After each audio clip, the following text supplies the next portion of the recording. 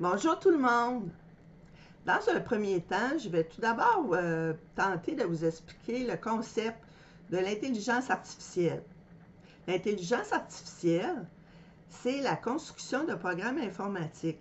Des programmes informatiques qui permettent d'effectuer des tâches que l'humain réalise mieux à l'heure actuelle que la machine, parce que ce sont des tâches qui demandent un haut niveau mental, là. L'intelligence artificielle touche plusieurs domaines. Ça touche l'informatique, les mathématiques, les neurosciences et la philosophie. Moi, quand j'ai entendu parler que l'intelligence artificielle voulait se mêler du processus d'écriture, ben là, ça m'a interpellée et je me suis posé des questions. Je me suis demandé tout d'abord, c'est quoi le lien entre les robots, l'écriture et l'intelligence artificielle?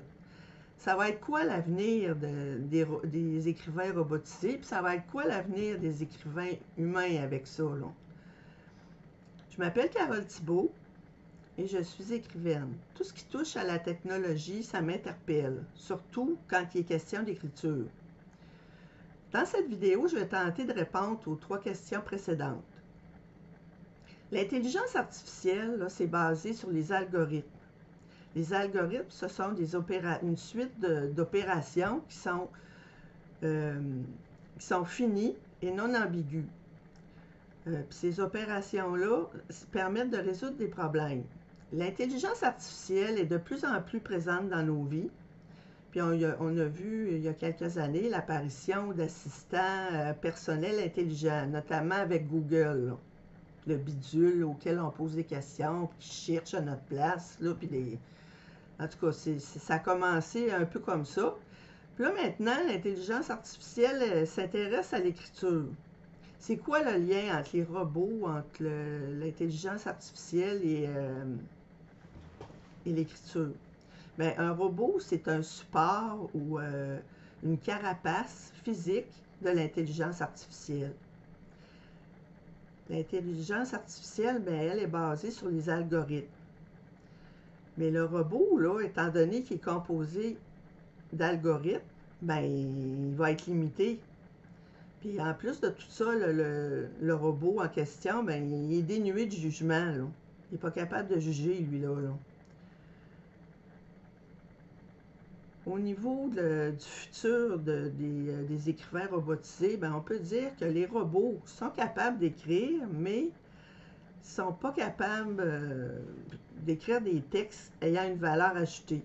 Ils vont écrire plus vite que l'humain, mais par contre, les textes qu'ils vont produire, ce n'est pas des textes qui vont avoir une grande qualité puis qui vont vouloir dire grand-chose. C'est pas terrible. Par contre, l'écrivain humain, lui, ben, c'est encore lui, là, en ce moment, là, qui est capable d'écrire des vrais livres, finalement, parce qu'il y a juste lui, dans le moment, qui est capable de mettre un peu d'émotion, de créativité, d'originalité, de sensibilité, de conscience dans ses livres. Et puis, on ne peut pas considérer là, actuellement que les écrivains robotisés sont une menace pour nous. On doit plutôt les considérer comme des assistants. Ils peuvent nous aider à 3 niveaux. Mettons là que je me blesse, moi ma main droite c'est la main avec laquelle j'écris, puis je ne suis pas capable d'écrire, mais pour me dépanner temporairement, je vais pouvoir dicter un texte, mon texte que je voudrais écrire à un écrivain robotisé parce qu'ils sont capables de reconnaître la voix humaine. Ensuite, je pourrais lui demander aussi à l'écrivain robotisé d'améliorer un texte que j'ai déjà écrit, juste l'améliorer. Je pourrais aussi lui demander mettons que je vais aller plus vite, d'écrire des commentaires à ma place ou d'aller chercher des extraits de mes textes. Finalement, si on résume le tout, on peut dire que les robots sont actuellement capables de produire des textes, mais ce ne sont pas des textes à valeur ajoutée. On peut s'en servir plus comme en publicité, mettons.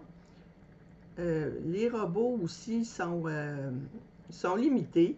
parce qu'ils sont dénués de jugement, puis sont limités par les algorithmes qui les composent, même si les algorithmes s'améliorent. Et puis, on ne peut pas considérer là, que les écrivains robotisés sont une menace pour nous. On doit plutôt les considérer comme des assistants et non pas comme des éventuels remplaçants.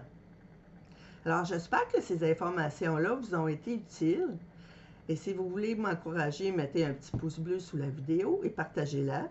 Si vous voulez en savoir un peu plus sur moi et sur ce qui a mené à ma série L'Horloge, vous pouvez toujours cliquer sur le lien qui est dans la description de cette vidéo. Alors, je vous dis merci de m'avoir écouté et à bientôt!